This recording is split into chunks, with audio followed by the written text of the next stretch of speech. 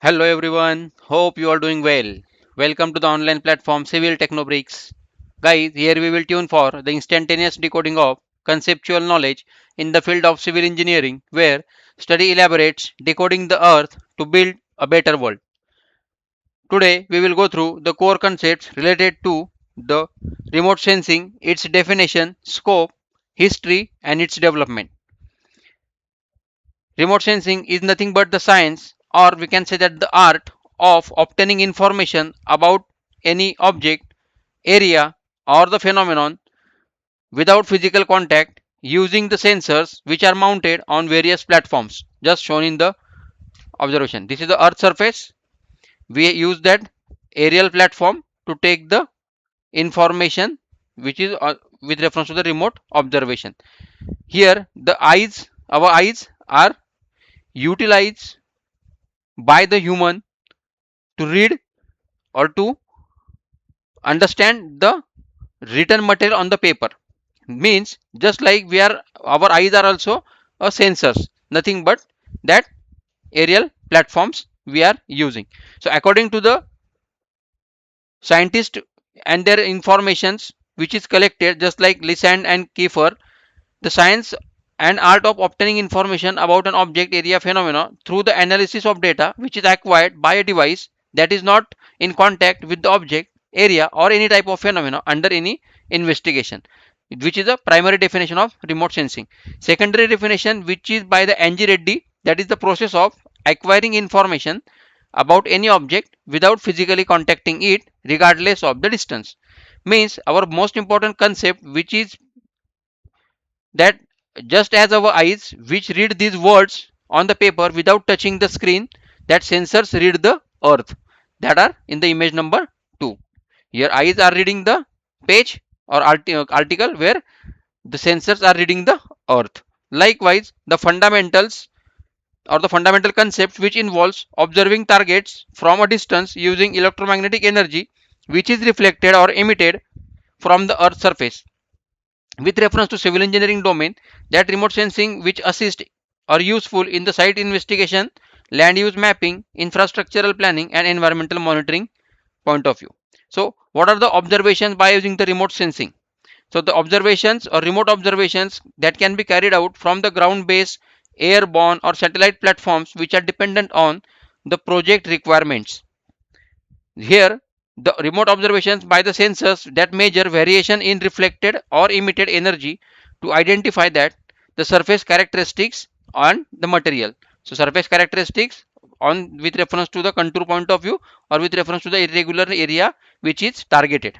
Likewise, the techniques which enable the rapid collection of spatial information from that area over inaccessible or large regions. So civil engineers that utilize the observations from highway alignment point of view, watershed studies objective, and urban planning or any type of disaster management point of view.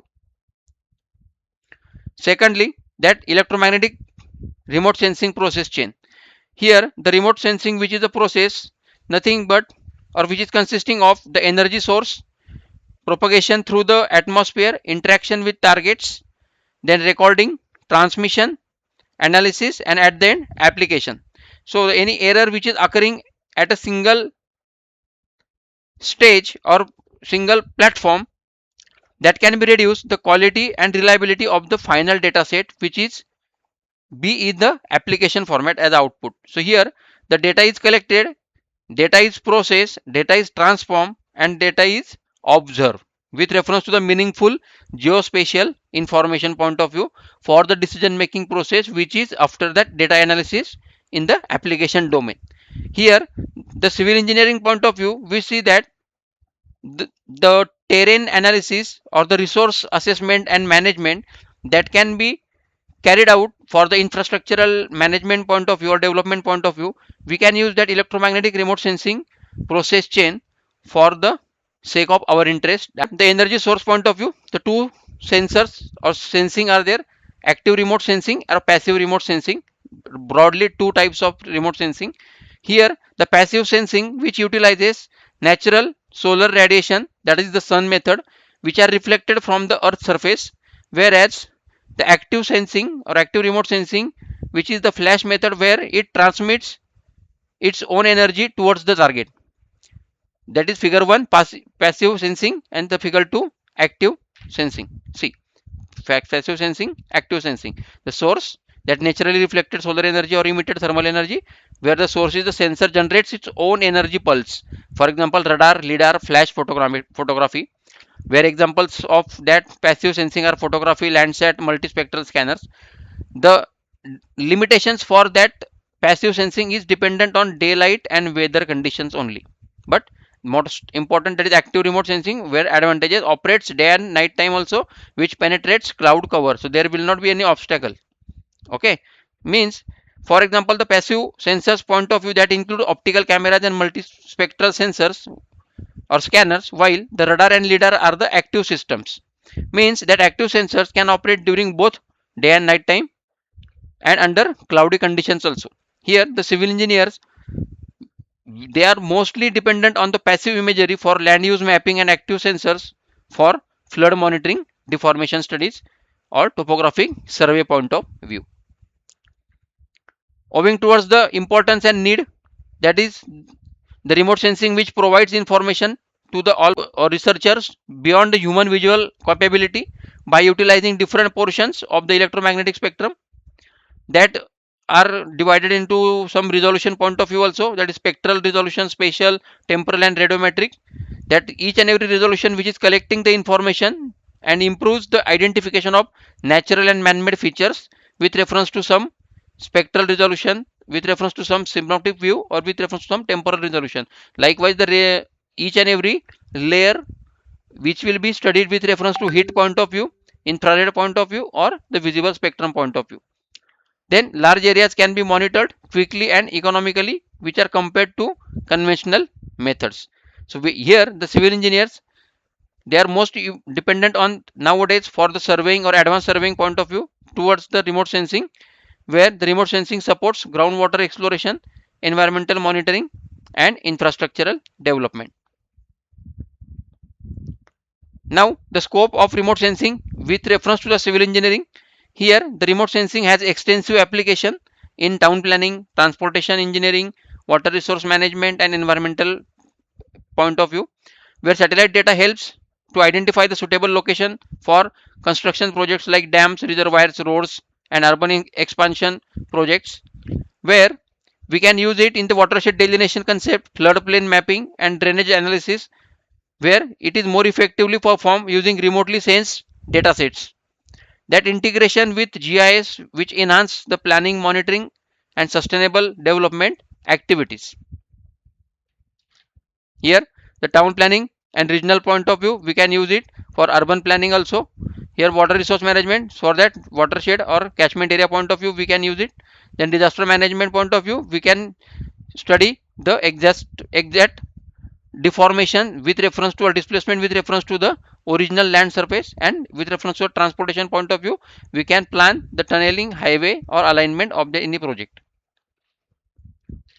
Then analytical point of view, where conventional surveying versus remote sensing, that is a descriptive part, or we can say that the comparative part, on the basis of some parameters like scale, speed, accessibility, precision, and cost, where the conventional surveying provides highly accurate point-based information or measurements, whereas remote sensing offers synoptic and area-based information. The remote sensing covers large regions within a short period of time during fieldwork time and operational cost. So surveying techniques are, and the remote sensing a complement, or we can say that the techniques, they are complement to each other in engineering investigations point of view. Here the civil engineer combine both approaches for detailed design, route alignment, and regional planning studies. So guys, that scale, speed, accessibility, precision, and cost, these are the parameters, whereas we are comparing the advanced technique of remote sensing for the surveying point of view over as the conventional surveying. Obviously for the civil engineering point of view, we are preferring the efficient and object oriented, that is remote sensing, for the advancement in the surveying domain. So owing towards the history point of view, here the dawn of aerial photogrammetry, where aerial photogrammetry is nothing but the capturing of photos with reference to sub oblique angle or some with reference to the vertical angle. Here the remote sensing history begin with aerial photography, which is pioneered by Gaspard Flakes, which is also called as a nadar, using balloons. So by using balloon, they are capturing the images with reference to some oblique angle. That is the aerial photography. So early photographs provided the new perspectives for observing terrain and landforms from the high altitude or above from the earth surface. So that development of aerial imaging which marked the beginning of modern earth observation technology. So modern earth observation technology, which is a part or backbone of that remote sensing in ancient age. From 1858 the balloon area is there, then 1903 the pigeon area, the birds are the way or the platforms that captures the images. Then in 1906 the kite era, that is K event, where with reference to that we can using the equipment, that is 22 kg panoramic camera lifted by 17 kites. So kites are also used to capture the aerial photographs. With reference to that, civil engineers, they are benefited through that improved topographic mapping and preliminary site surveys and investigations by using that aerial photogrammetry. With reference to the conflict as a catalyst point of view, that history also studied with reference to the World War I and World War II comparison. Here, the World War I comparison, the platform shift, and World War II comparison is a sensor shift.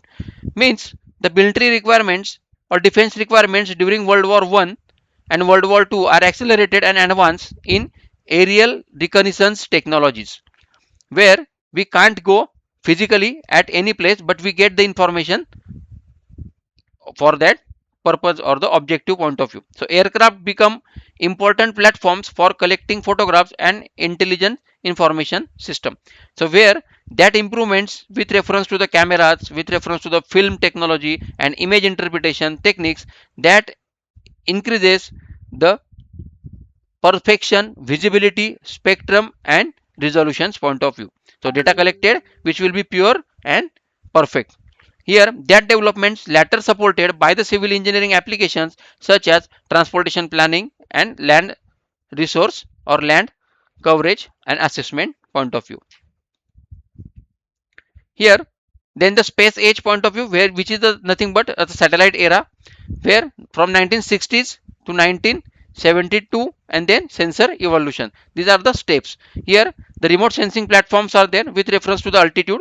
We are here as a user.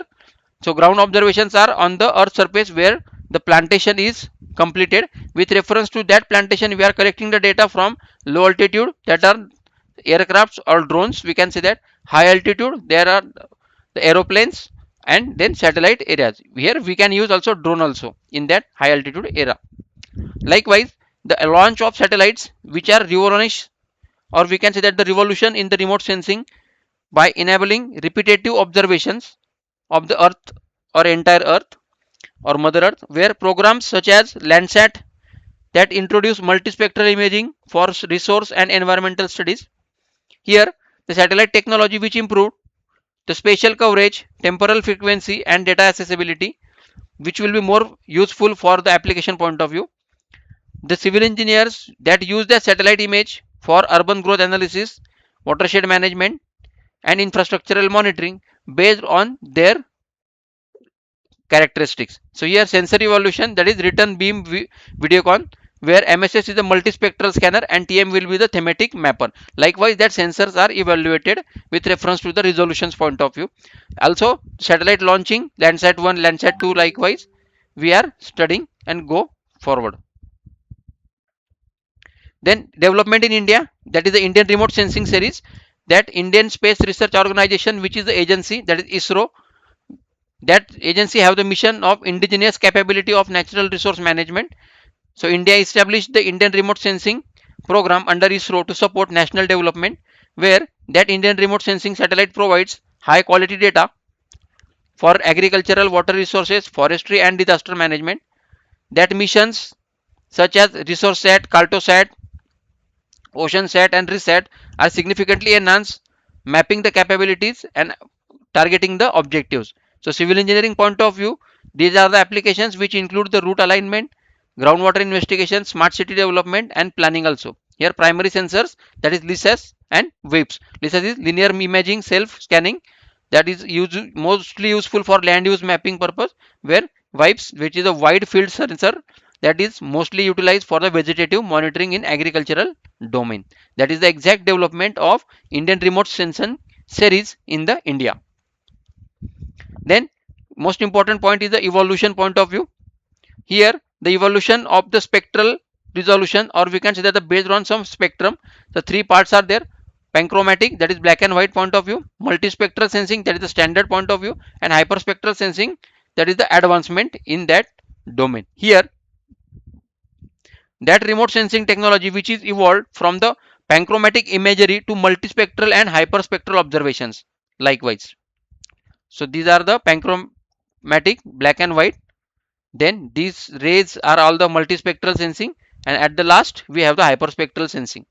So panchromatic sensors record black and white images, whereas multispectral sensors capture several wavelength bands. That hyperspectral sensors provide hundreds of narrow spectral bands for detailed material identification.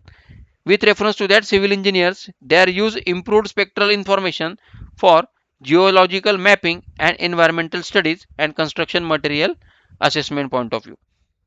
Moving towards the advantages point of view, we see that on the basis of some operations, that is accessibility, time and cost, multidisciplinary approach, and unbiased recording purposes, remote sensing provide rapid data acquisition, repetitive coverage, and accessibility to remote areas, which reduces survey cost and supports efficient monitoring of large infrastructure projects. Where these are all based on the accessibility, that is mapping of dangerous and inaccessible terrain. Then time and cost point of view, where we can use that rapid data acquisition over large regions, cheaper than ground survey per kilometer point of view. With reference to the multidisciplinary, which is most important for the application in the engineering domain, and that hydrologist point of view also. Next but not the least, that are the limitations. Atmospheric interference, cloud cover, and sensor limitations can affect image quality and interpretation, where civil engineers should combine remotely sensed data with field observations and GIS analysis to obtain the reliable results based on some atmospheric interference, resolution constraints, and cost and complexity point of view. Stay tuned, guys. Happy learning.